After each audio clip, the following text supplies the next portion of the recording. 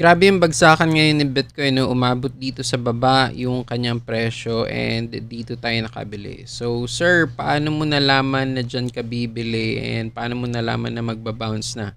Okay? Ang tawag dyan is chamba. De joke lang.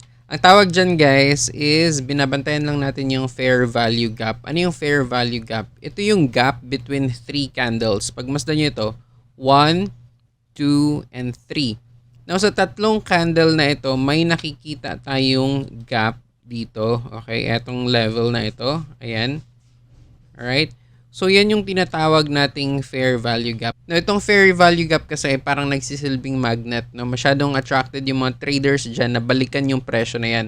Kaya nung nabasag na ni Bitcoin yung fair value gap na yan, naghintay tayo ng konting retracement. And nung nakita natin na medyo paangat na ulit yung presyo, doon na tayo position. And as of now, we are currently earning with around $8 na. Kapag nagtitrade kayo, bantayan nyo yung gap sa mga candles na yan. Lagyan nyo ng palatandaan kasi most probably, babalik at babalik yung presyo dyan. Hindi 100%, pero madalas ganun ang nangyayari.